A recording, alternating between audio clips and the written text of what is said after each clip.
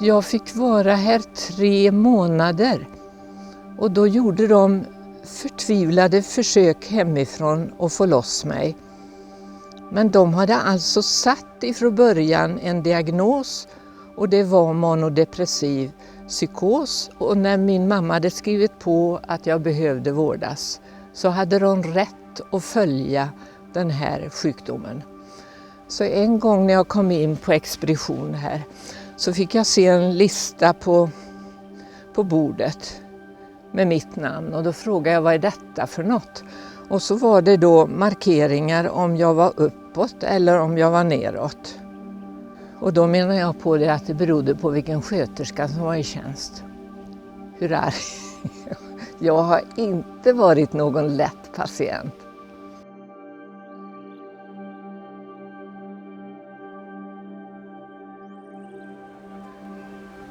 Ska vi gå och öppna här nu då? Ja. Men den här fanns ju inte heller. De här då? Nej. Jag tror inte de har funnits på den tiden. Det fanns ingen återvinning på dem. Nej, så jag tycker det är fult. Jag hoppas att jag hittar rätt mycket till det. Det gjorde jag. Så det är taskigt på det. Ja.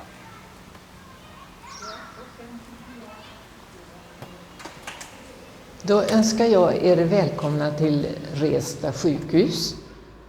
Och detta är avdelning 10A och 10B och det hade med norra och södra Älvsborg som upptagningsområde att göra. Och jag ville visa er trappan därför att trappan är densamma som var den 5 september 1956 när jag kom hit som sjuksköterskeelev och blev inskriven som patient.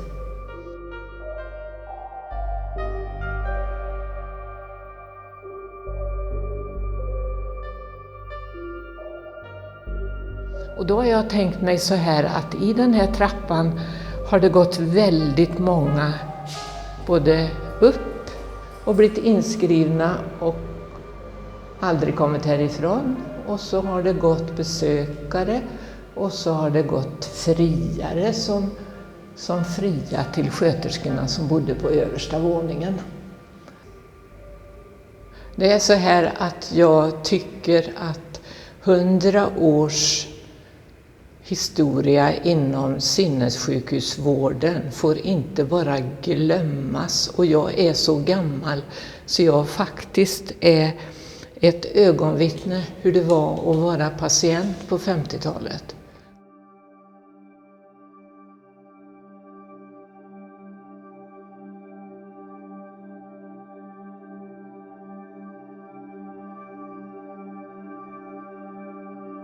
Alltså sånt här väder var det den 5 september när jag kom 1956.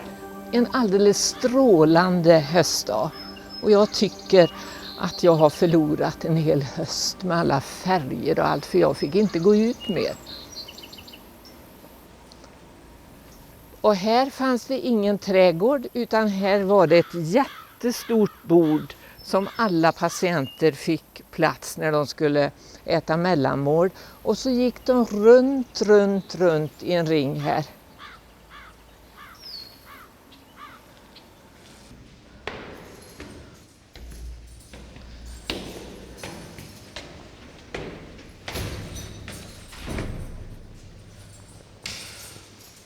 Och här uppe är det så här att de har ändrat så mycket och satt dit lite extra väggar.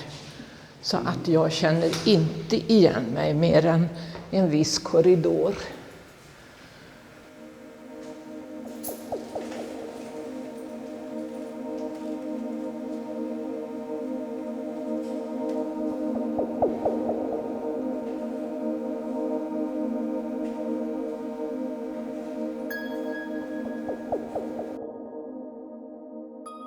Vi kom alldeles frivilligt. Det var min konfirmationspräst, kyrkoherde Arthur Hässlefors som körde bilen. Och min mamma var med och så hade jag bett en granne följa med som jag ville ha med själv. När jag kom in till den här läkaren så var jag så dödstrött så att jag visste att jag kunde inte koncentrera mig. Och då bad jag honom om papper och penna för att få lättare att rita upp hur det hade gått till att jag hade blivit så trött. Och sen efteråt så var det mammas tur. Det är ju så att de ska ta upp en anamnes, som det heter, sjukdomshistoria. Och då är det ju frågan om det här finns i släkten. Och under tiden så satt jag med Sven utanför. Och det var strålande sol och varmt. Och så öppnade en i personalen, växeltelefonist, och öppnade hon fönstret och så räckte hon fram ett par transparent blanche. För hon såg då denna unga 20-åring sitta där på soffan. Men är man så uttröttad och rastlös så hade jag gått min väg. Då fick jag se det där vattnet. Och då står det i journalen som jag har läst nu att patienten försvann och var mycket svår att finna.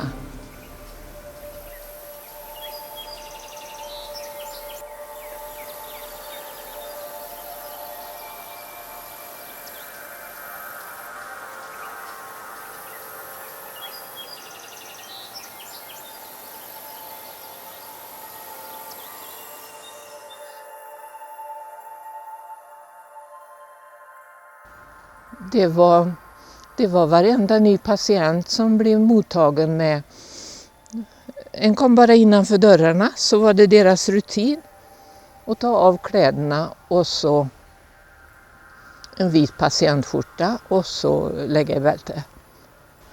Och sen när de hade skött sitt med bälte, då var det ju en så smal säng så att jag blev ju chockad och tog armhävningar upp och ner. Att är ni rädda för mig, då ska jag visa hur stark jag är. Och så gjorde jag armhävningar. Och så gick det sönder lite grann där. Titta nu så du gör, sa hon. Och så kommer det en sjuksköterskeelev, alltså 1 år före mig i utbildning, och så ifrån Borås. En boråsare som vi sa. Så kommer hon med en sån där liten kopp i rostfritt som det var förr. Och så var det 3 tabletter. Och då tog jag den ena, Lergigan sa jag, och så kastade jag iväg den. Och så var det en till, Valium sa jag, och så kastade jag iväg den. Och så var det en liten som var violett som jag inte begrep vad det var. Och då fick jag ju betala för det, så då fick jag sprutor i rumpan efter det.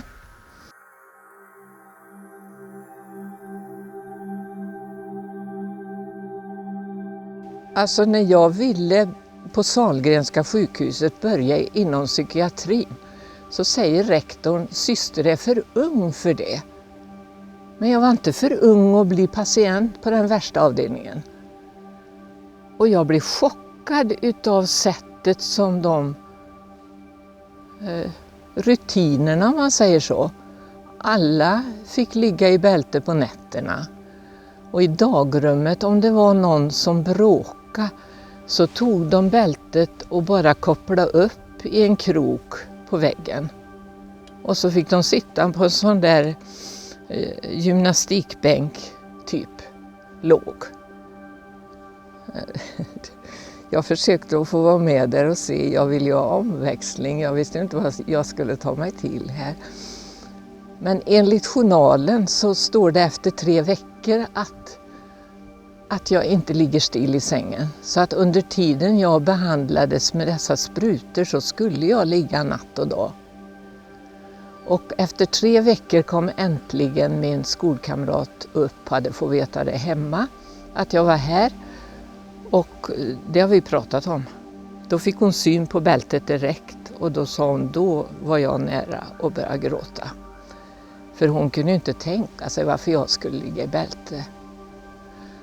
Jag fick ligga dygn efter dygn i bälte. Och då första natten var det så här att det var en sköterska som hette Eva som satt där vid bordet och jag skulle lära mig att sova bredvid nattlampan. Jag som måste ha mörkt på natten. Men denna Eva då, hon pratade med mig precis som jag hade varit frisk. Och hon sa det måste ju vara väldigt intressant att få läsa och utbildas. Så jag bad om papper och penna så jag berättade föreläsningar om hjärtat och njurar och levern. Jag kommer inte ihåg så mycket. Men sen tyckte jag vi hade fått så fin kontakt då så att en kväll så frågade jag henne om inte jag kunde få sova utan bälte. Jag är inte farlig när jag sover, sa jag. Och tyken har jag alltid varit. Jag är ju yngst utav 6 syskon. Och då sa Eva det att om jag lovar på heder och samvete att hon fick låsa mig 6:20 innan dagpersonalen kom, så gick hon med på det. Ja. Sen fick jag bälte alltså om jag var arg och skällde för många ord på dem. Och så står det i journalen att jag styr och ställer på avdelningen och anmärker på allt. Mycket intressant journal.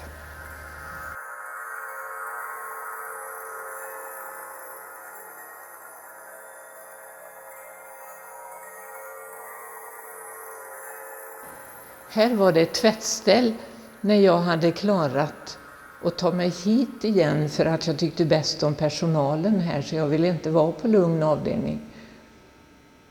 Och när jag inte passade på lugnaste avdelningen när de tyckte jag var så bra så fick jag mellanlanda på en halvorolig och då blev jag så fruktansvärt besviken. Så då höjde jag rösten där också och gick utanför avdelningssköterskans kontor och tjata. Och till slut så lyckades jag komma hit och då var det ett tvättställe här och jag tvättade mig och gjorde mig fin och då kom de med en patient som hade fått epilepsi och så låg de henne i sängen och i bälte och då var det fastskruvad säng i varje sån här cell i golvet och så var det inte mer än en järnsäng. Och dessa dörrar låstes på nätterna. Och det är för de allra oroligaste patienterna. Och det klarar jag av att tjata mig till en sån cell till slut för att jag skulle få sova mörkt och tyst. Och då sa de att då måste vi låsa dig på kvällen utifrån också. Ja, det gör inget, sa jag. Bara jag får sova. Det var skillnad på att ligga ensam än att ligga bland 17 svårast sjuka.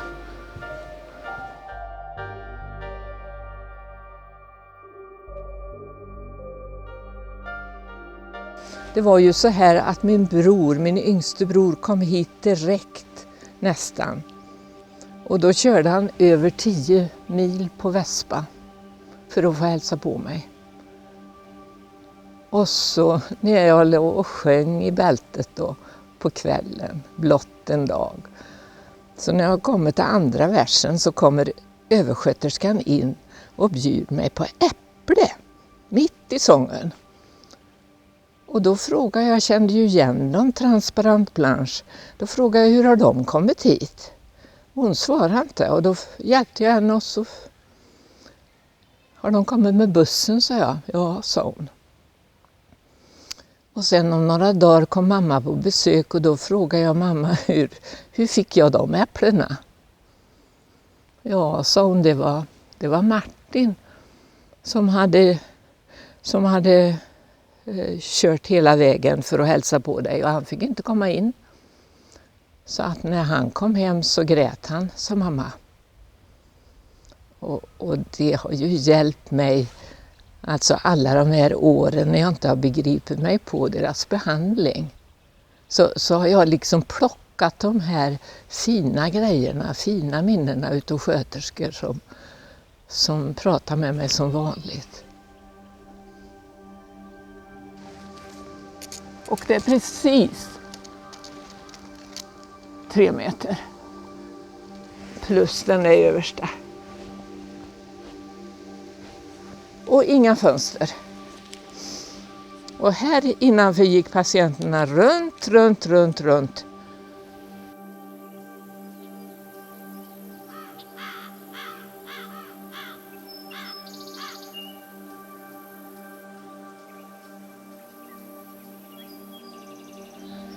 Jag funderar väldigt mycket på varför de höll mig inlåst. Och då skrev jag till Medicinalstyrelsen och frågade vem som har rätt att ordinera bälte och varför jag får Serpacil. Och så fick jag ett vänligt svar tillbaka att det var bara läkare som hade rätt att ordinera bälte.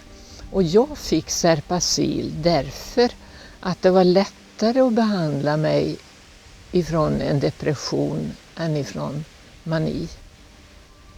Så att de liksom ristade in den här diagnosen i mig. Så att jag fick anpassa mig precis hela tiden. Och så kom det en dag då när jag fattade att jag kommer ju inte härifrån. Och då var den bästa sköterskan som sa ifrån att fattar inte du att du aldrig kommer härifrån om du fortsätter så här. Det finns ingen som har blivit utskriven ifrån den här avdelningen.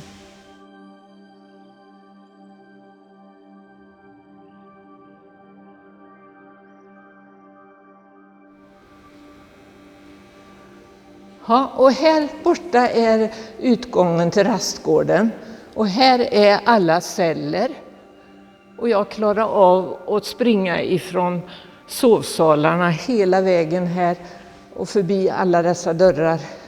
Och så låste upp den dörren och så trappan ner och så nästa dörr och så ut på gården. Den gången som jag smet ut på gården så var det så här att det var en liten senil tant som fick vara i sovsalen och jag också. Vi slapp alltså att gå på dagrummet i den här runda ringen. Och hon var så gullig så att hon var maskot på avdelningen. Och visste inte var hon var och ingenting. Så att hon fick låna nycklarna en gång och det var rätt nyckel som hon fick hålla i. Och så lekte vi Jakob, var är du? Och så rätt som det var så kom det en impuls då. Och jag snodde hela knippan och klarade av att låsa upp, rusa igenom hela korridoren. Och så låsa upp första dörren och trappan ner och så andra dörren och ut på gården. Och här stod ett jättestort bord som de brukar äta vid då. För de gick ju runt här också. Det fanns ingen asfalt då och jag minns inte de träden. Och så ställde jag mig på andra sidan och bara gavskratta. Och så hotade hon och sa det, du får bälte, sa hon, du får bälte. Och då var det inte roligt längre. Jag ville inte ligga i bälten någon gång. Så då lommade jag upp och så var det slut på den leken.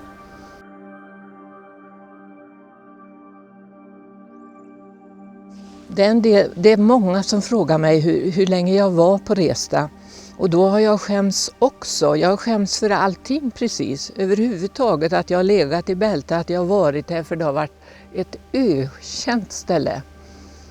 Men i vart fall så var det jag själv som förlängde vistelsen i och med att jag var så arg. Och då stod de inte ut hemma längre så mamma skyllde på att jag skulle fylla år. Jag skulle fylla myndig, 21 år. Och jag trodde att jag blev utskriven till den dagen men enligt journalen så fick jag permission en dag bara att åka hem och sen blev jag utskriven den 12 december. Det var tufft. Och då såg min storebror det också hur nere jag var och knäckt. Så att han föreslog att jag skulle komma till dem som var småbarnsfamilj då, och ta körkort i Herrljunga och Alingsås. Och då gjorde jag det. Och sen hade jag börjat att arbeta på ett barnhem. För jag fick inte komma tillbaka till Sahlgrenska. Jag fick inte fortsätta utbildningen. Jag fick hämta mina grejer bara och prata med rektorn. Och minst ett år, sa hon, måste vi vänta. Och sen skulle styrelsen avgöra om jag fick fortsätta. Och då var jag tvungen att tänka på annat. Och så började jag på ett barnhem. Och sen kom det inget körkort. Kom inget. Det gick vecka efter vecka. Och så ringde mamma då till Länsstyrelsen och frågade varför det inte kommer. Och då sa de att en så dyr historia, det ska man fråga först. Och då fick jag söka upp provinsialläkaren i Trollhättan. Han heter Sandler. Och så fick jag säga precis som det var att jag har varit på Resta sjukhus. Och jag har tagit körkort och jag fick inget. Och då tog han en gest på hyllan och tog ner en tjock lagbok. Och så slog han upp på man och depressiv. Och så läste han för mig, bör icke betros med körkort. Och jag var 21 år. Hemma var det så här att det var inte frågan om att gråta, för det var antagligen lite tecken på dåliga nerver och man grät. Så det var bara att bita ihop och gå vidare, och detta har jag burit med mig under alla år. Och så fick jag utbilda mig till något annat, och det blev arbetsterapeut. Det passade alltså mina gener, som det heter.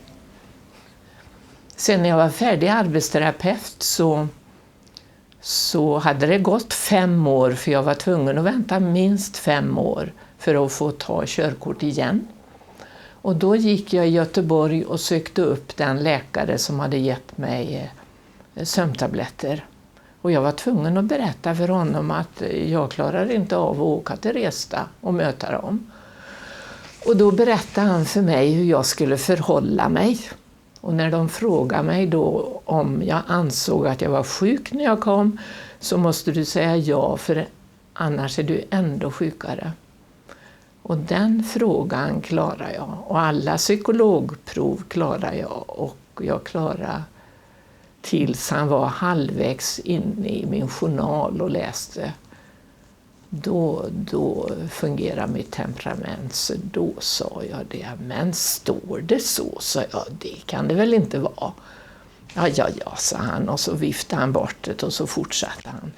Men sen malde ju det här inom mig, detta var 62. Och sen tog jag körkort och det gick bra. Men jag kunde ju aldrig komma ifrån vad det stod i journalen. Och på körkortet under mitt foto så stod det att på grund av psykisk sjukdom ska detta visas upp 2 gånger om året. 2 gånger om året, det stod det på körkortet. Men i akten ifrån Länsstyrelsen står det att jag skulle inkomma med läkarintyg från psykiatriskt skolad läkare 2 gånger om året. Men de fick inte plats med allt det här på körkortet. Men jag kom ju ihåg, och jag var ju röd i ansiktet varenda gång jag skulle hämta ett paket eller gå in på banken. Och så visa upp att jag var psykiskt sjuk. Eller om det nu stod ohälsa. De hittar inte något originalsjukt körkort. Och på semestern då, en vecka efter utbildningen var klar till arbetsterapeut, så sökte jag upp överläkaren på Resta. Och så ställde jag bara den frågan, vad har jag för sjukdom? Och så talade jag om för henne att jag var ledsen över detta körkort, att jag skulle visa upp det på post och bank och allt som legitimation. Och då lärde hon mig att jag kunde skriva till Länsstyrelsen och be om en dubblett. Men innan dess, när jag skulle köra upp i Trollhättan, då kom ju det här lämplighetsintyget.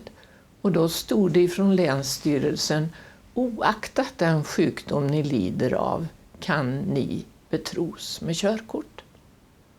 Och då upplevde jag det som ytterligare en lite djupare stämpel.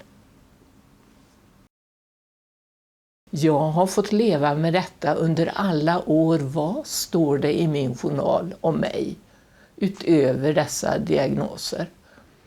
Och så kom det en dag när jag inte stod ut längre, och det var efter en operation när jag var väldigt nere i kondition.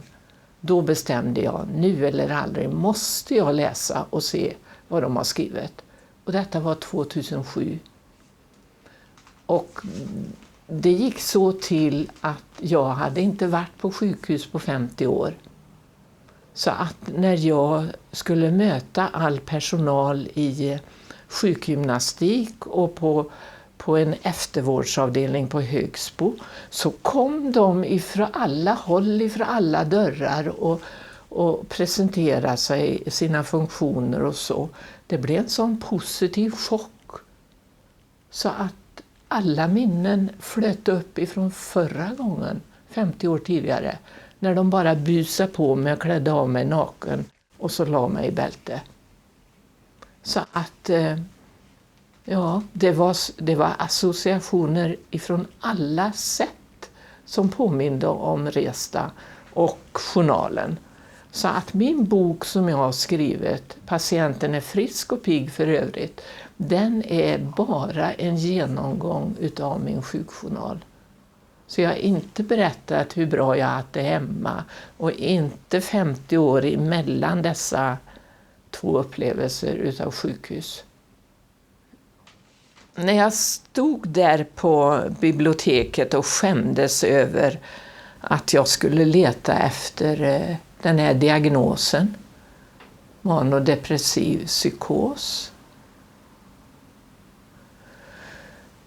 så fattade jag ett beslut att det ville jag aldrig utsätta en kille för, att jag skulle få barn och så åka in på Resta igen. Resta hade blivit en sån skräck för mig så det finns inte ord för. Det fick jag leva med. Och jag visste ju vilken kille jag trodde det skulle bli. Men vilken kille vill ha en som har varit på Resta, det fattade inte jag. Det var så mycket fördomar och det var så ökänt detta Resta. Så 1959, den 5 september, så fattade jag ett beslut att jag aldrig skulle gifta mig. Och jag gjorde upp med min Gud att han kunde få resten utav mig. Det var inte mycket kvar tyckte jag. Och det har varit mycket svårt att hålla det löftet. Mycket svårt. Jag har varit kär många gånger. Där kom detta ytterligare. Dels förlossningspsykos hade jag sett på Resta. Det kom in en sjuksköterska som hade en psykos. Och hon fick bälte. Och sen pratade de ju sådär. Och då var det direkt efter förlossning. Så att jag hade sett det. Jag hade skräck för det också. Att jag vill inte komma tillbaka dit och ha fått ett barn.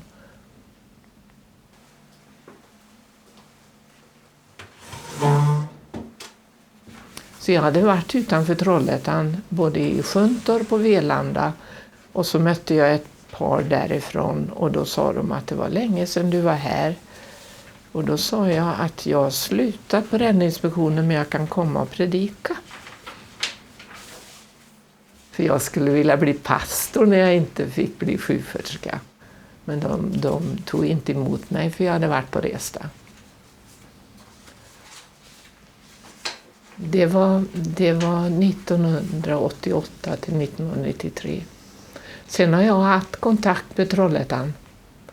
Och sen har jag haft kontakt med TT Ela, tidningen Trollhättan, Älvsborgs läns annonsblad. Men de ville inte i församlingen att jag skulle gå ut i tidningen för de tyckte jag skämde ut församlingen när jag berättade att jag legat i bälte och härjat på Resta. Ja, Anna, om jag ska berätta om skammen så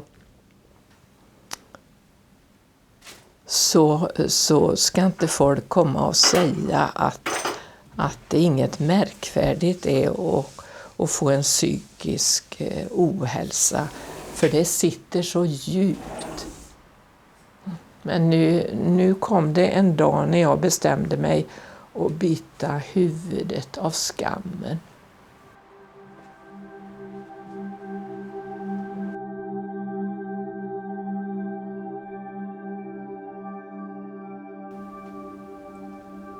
Första gången jag fick ledsagad permission och gå tillsammans med min klasskamrat Karin, så kände hon ju till den här kyrkogården och jag blev alldeles tagen av alla dessa rader med träkors där det stod 4 siffror och så ett K eller ett M. Ett K för kvinna och ett M för man. De fick alltså inte begravas med sina namn en gång, men däremot så var det ju gravstenar på läkare och överskötare, och där stod det när de var födda och när de dog och att de var älskade och saknade, och det var blommor på deras gravar. Men alla dessa hundratals kors med bara 4 siffror, det har jag inte kunnat glömma. Så att jag har åkt tillbaka och fotograferat. Och när jag hade varit den gången då, 2009, så skrev jag ner vem var 2611. Och sen kommer jag ihåg alla dessa tanter som gick runt i en ring och inte kom någonstans. Det var ju en väldigt torftig miljö och ingen omväxling. Och som sagt, som sköterskan sa till mig, det är aldrig någon patient som har blivit utskriven från den avdelningen. Och muren var ju 3 meter hög i tegel och inga fönster. Jag fick se en löpsedel en dag där det stod att det var en känd kvinna som hade fått sin identitet kapad. Och hur lätt det var att kapa en identitet med siffrorna. Och då tänkte jag på alla dessa kors där det var 4 siffror bara och så en bokstav M eller K. De fick sin identitet kapad och de fick inte ens ha sitt namn när de hade dött. Utan de skulle glömmas av samhället. För de var psykiskt sjuka. Och det kan jag inte glömma. Så jag tycker att det fattas upprättelse för människor som har haft en psykisk sjukdom eller har det.